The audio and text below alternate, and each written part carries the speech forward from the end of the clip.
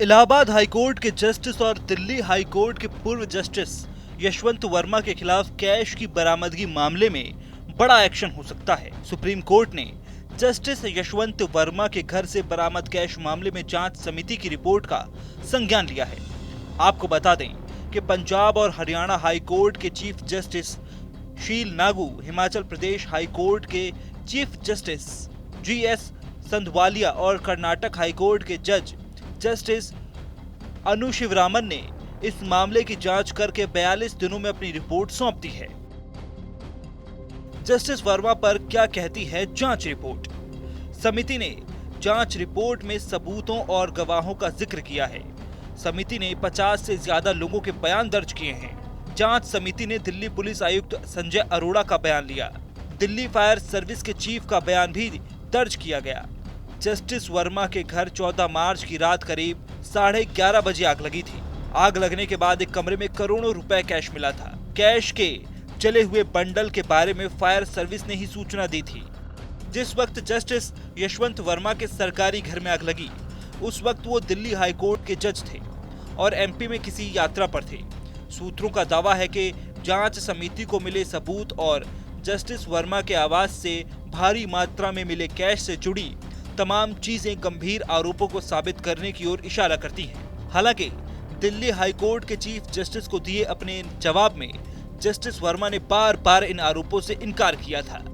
13 मई को chief justice Sanjeev Khanna retire होने वाले हैं। सूत्रों का कहना है कि उन्होंने जांच समिति की रिपोर्ट के निष्कर्षों पर सुप्रीम कोर्ट कोलेजियम के वरिष्ठ सदस्यों से चर्चा की है। वो इस मामले को तार्किक निष्कर्ष पर ले जा सकते हैं। जांच रिपोर्ट पर CJI जस्टिस यशवंत वर्मा से जवाब मांगेंगे। जांच रिपोर्ट के दावों पर जस्टिस वर्मा को जवाब देना होगा। जस्टिस वर्मा के जवाब संतोषजनक नहीं हुए तो इस्तीफा देना होगा। जस्टिस को CJI अपना पद छोड़ने के लिए कह सकते हैं। जस्टिस वर्मा इस्तीफा नहीं देंगे तो महाभियोग लाया जाएगा।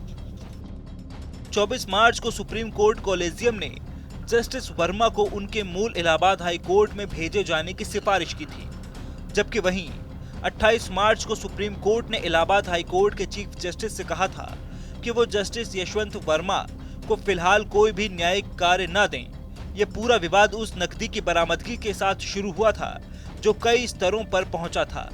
इसमें दिल्ली हाई कोर्ट के चीफ जस्टिस DK उपाध्याय की प्राथमिक जांच, फिर दिल्ली हाई कोर्ट में जस्टिस वर्मा से न्यायिक कार्य को वापस लेना और बाद में उन्हें न्यायिक कार्य से मुक्त करके वापस इलाहाबाद हाई कोर्ट भेजना शामिल है।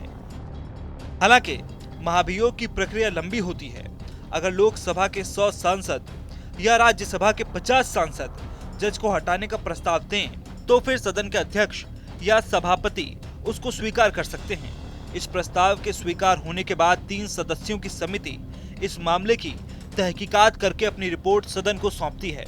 अगर समिति ये पाती है कि जज के खिलाफ आरोप बेबुनियाद हैं, तो मामला वहीं खत्म हो जाता है। अगर समिति जज को दोषी पाती है तो फिर इसकी चर्चा दोनों सदनों में होती है और इस पर वोटिंग होती है। अगर संसद के दोनों सदन में विशेष बहुमत से जज को हटाने के प्रस्ताव को स्वीकार किया जाए तो यह प्रस्ताव राष्ट्रपति के पास जाता है, जो जज को हटाने का आदेश देते हैं।